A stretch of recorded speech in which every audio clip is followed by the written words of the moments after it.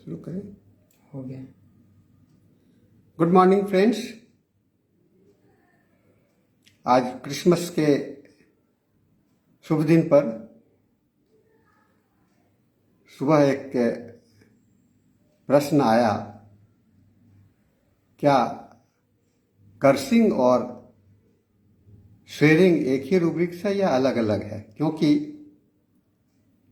Repertory में जो दिया गया है स्वेरिंग के अंदर में वह सिनोनिम्स के रूप में कर्सिंग को डाला गया है। बड़ा संदेहात्मक लगता है। कर्सिंग को कहते हैं हम लोग श्राप देते हैं, किसी के विषय में बुरा कहते हैं, और स्वेरिंग के विषय में हम अपने आप को सही साबित करने का कोशिश करते हैं, सच या झूठ बोल करके। तो देखने में तो बड़ा विचित्र लगता है, देखने में तो बड़ा अलग अलग लगता है। तो ऐसे कैसे समझा जा सकता है इस दोनों को? क्या दोनों एक हैं या एक अलग अलग है? तो इसको समझने के लिए हमें थोड़ा सा रूब्रिक्स के रचना पर भी ध्यान देना पड़ेगा। रूब्रिक्स को जो हम लोग देखते हैं, रूब्रिक्स को मैं एक तरीके से ये कहता हूँ, एक छाता के समान होता है, या गोवर्धन पर्वत के समान होता है, या एक बड़ा सा त्रिपाल के समान होता है।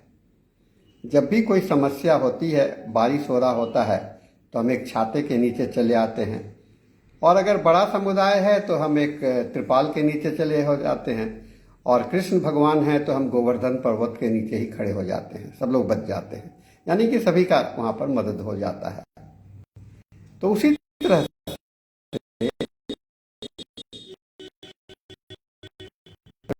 रूब्रिक्स जो बनाए गए हैं आपको, और इसका हम लोगों को अगर दायरे में सोचेंगे तो हम लोगों को समझ में आ जाएगा। अब देखिए उसमें आपको कर्सिंग को सिनोनिम्स के में कहा गया, यानी कि दोनों एक है। जब दोनों एक हैं तो दोनों का कॉमन वर्ड क्या है? तो आप जब देखेंगे डिक्शनरी में तो एक वर्ड आता है प्रोफेनिटी, और प्रोफेनिटी को कहा गया है यह कर्सिंग भी है, या कसिंग है, या स्विंग भी है, या बैड लैंग्वेज भी है, एब्यूसिव लैंग्वेज भी है, फाउल लैंग्वेज भी है, ऑब्सनिटी भी है, और एक्सप्लेटिवनेस भी है, वल्गरिज्म भी है। यानी कि बहुत सारा है। अब आप सोचो कि आप किसी को श्राप दे रहे हो, आपके हाथ में है कि किसी का कुछ हो जाएगा? किसी से आप में शपथ ले रहे हो तो क्या आपके हाथ में है लोग आपका विश्वास कर ही लेंगे? कोई जरूरी नहीं है। आप सच का भी शपथ लेते हैं, झूठ का भी शपथ लेते हैं।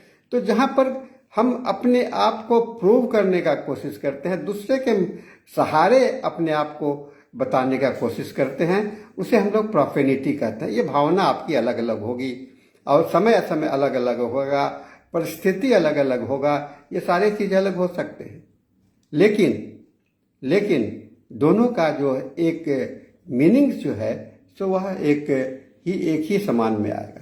अब आप आइए रूब्रिक्स में जाइए और देखिए, जब स्वेरिंग में जाएंगे तो उसके अंदर में आपको कर्सिंग दिया हुआ है। कर्सिंग के अंदर में प्रोफेनिटी बोला, प्रोफेनिटी और स्वेरिंग दोनों। और इसके सब रूब्रिक्स में, चूंकि देखिए हमारा रिपोर्टरी जो है तो बहुत ही एक्सपैंडेड नहीं है, और एक डिफिनिटिव वर्ड्स हम लोगों के सामने में नहीं आया है। जब डिफिनिटिव वर्ड्स नहीं है तो हम लोग अलग अलग को एक साथ में लेकर के भी दवा को खोजने का, ये आपके लिए बहुत अच्छा टूल्स है, हथियार के समान है, जो कि आप इस्तेमाल कर सकते हो अपने सही पहुंचने के लिए। आप स्वेरिंग के कर्सिंग के अंदर में आपको सब रूब्रिक्स देखिएगा तो उसके अंदर में दिया हुआ है एब्यूसिव है, ब्लास्फेमी है, ब्लास्फेमी कर्सिंग है, डिस्पेयर है, इंसोलेंस है, मैलिशियस है, रेज है, रूडनेस है, स्लैंडर डिस्पोजिशंस है।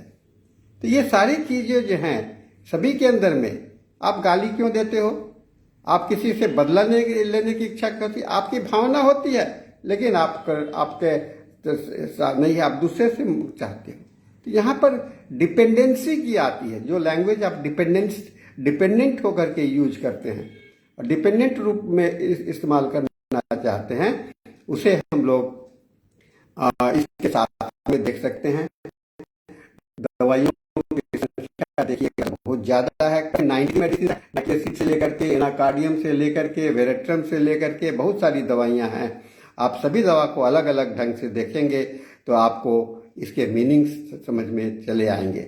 हाँ, मेहनत तो करनी पड़ेगी। मेहनत यह करनी पड़ेगी कि हमको कर्सिंग को कर्सिंग के रूप में कैसे देखें और शेयरिंग को शेयरिंग के कैसे रूप में देखें। यह एक छाता के नीचे में रह करके हमको एक दूसरे को पहचानने का प्रयास करना होता है। यही है। और मैं यही कहूँगा कि इससे घबराइए नहीं कि कर्सिंग के जगह वो शेयरिंग क्यों कह दिया फ्रेडरिक साइंस ने और डॉक्टर हेनीमैन ने, जो केंट ने, जिसने भी रिपोर्टरी बनाया, क्यों कह दिया? क्योंकि उनके पास में एक लिमिटेशंस है। वैसे रूब्रिक्स का एनालिटिकल सिम्टम्स का एनालिटिकल स्टडी नहीं बनाया गया है, उसका ये नहीं किया गया है, इसीलिए एक इकट्ठे दे दिया गया है। कम से कम इतना तो है कि आप उसमें से तलाश सकते हो।